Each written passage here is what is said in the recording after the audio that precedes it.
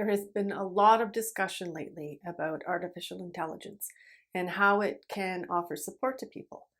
Therapists and those of us in support roles have become a little nervous about our job security and about the unhelpful help that might be offered to people. So today I'm going to share my experience as a griever with artificial intelligence. Hello, I'm Joe McRogers. Welcome to our little place in YouTube that welcomes both you and your grief. There's been a lot of chatter lately about the risks and benefits about artificial intelligence. And because I am always curious, and because I have a really high professional standard, I was motivated to check out artificial intelligence by the name of CHAT GPT. And how would they respond to the question, quote, "Someone I love has died. What should I do?" Here's the response that I received from artificial intelligence.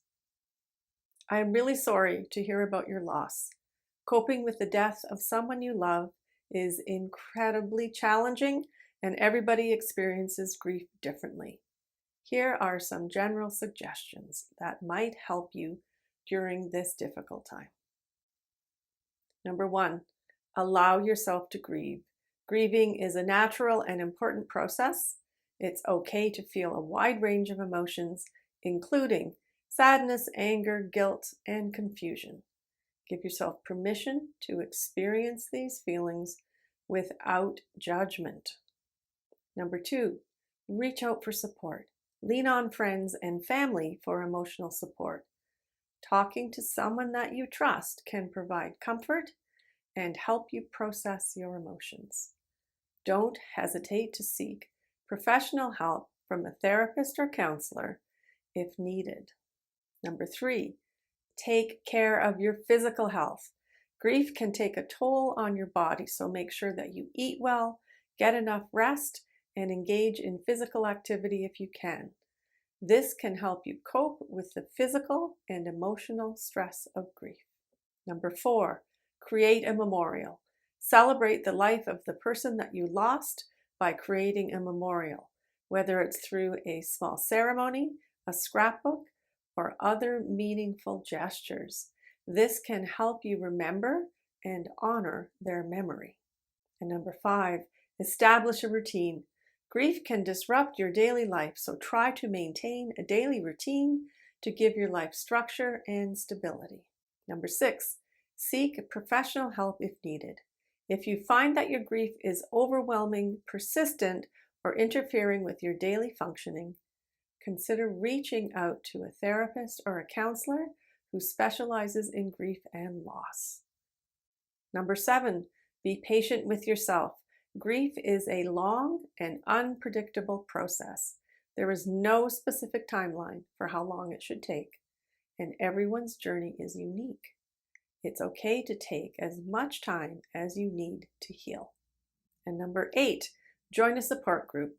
Consider joining a support group for people who are also grieving. Sharing your experiences with others who are going through a similar situation can provide a sense of community and understanding. Number 9, express your feelings.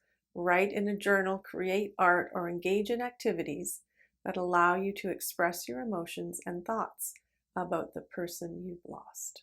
Number 10, remember to take breaks. Grief can be exhausting both mentally and physically. Give yourself permission to take breaks from your grief to engage in activities that bring you joy and relaxation. Remember that healing from the loss of a loved one is a gradual process, and it's okay to seek help and support along the way. Take care of yourself and don't hesitate to reach out to others who care about you. That was what artificial intelligence had to say to my question. So before I comment, can you share your thoughts about this response? Personally, I felt that this response was a strong, generic answer to the question. These are the things that I feel artificial intelligence got right. CHAT GPT offered compassion first. I think that's such an important place to start. And it then went on to acknowledge that everyone's experience of grief will be different. and that grief is a natural, normal response to loss. I was so glad to hear and read that artificial intelligence did not perpetuate common myths about grief. Be strong, time will cure all, move on, be grateful. They wouldn't have wanted you to be so sad. So thank you to artificial intelligence for that. The response also addressed the physicality of grief, which is often overlooked. This response prompted also the concept of professional, family, and friend support. It included creative means to express your grief through journaling and rituals and art and memorials or a scrapbook. CHAT GPT acknowledged also that a routine could be helpful. It highlighted the value of a supportive, understanding community, strength in numbers. It mentioned honoring the person who had died, and last it spoke about grief being a process rather than an event. This general artificial intelligence response represented many of the truths and values that I use in my grief support as a grief therapist.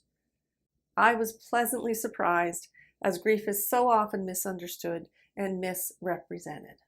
So as a core artificial intelligence response, I can now trust that people won't be misled. And this was a good educational 101 response about grief. However, what artificial intelligence can't offer is the personalization of a response to your own unique grief. And this task is essential to good grief support. It is core to all of the services that I provide. Identifying your own history of a grief blueprint, not being seduced by the lies that grief tells us, looking at your own learning and communication patterns and how they serve or challenge you in your grief experience are all important. Being able to identify your grief coping style.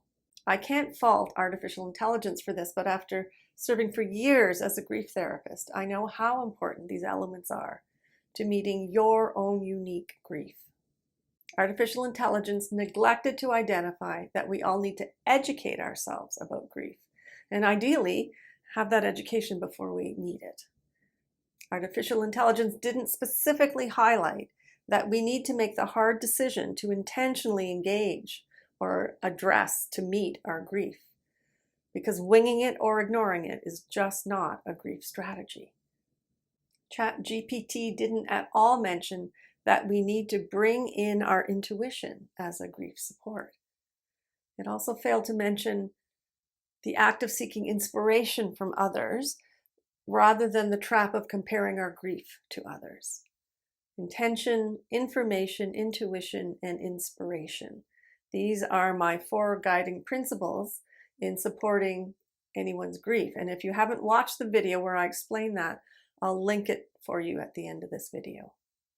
These principles are core in the community membership that I host and the course that I have created. I feel so strongly about these 4 principles. If you too are curious about how artificial intelligence can respond to your questions, please give it a go and come back here with your comment. It is free and it's easy, and all you need is an email to log in. So please tell me if you have any thoughts about this. What have I missed? I feel that while artificial intelligence is capable of a strong generic support, it remains tone deaf and flat. It cannot replace personal connections and heartfelt support. So please share your thoughts in the comments so that we can all see how one another feels about grief and artificial intelligence. And as you seek many ways to meet your grief, I send you kind thoughts, kind words, and a kind heart. Thank you, and I'll see you again.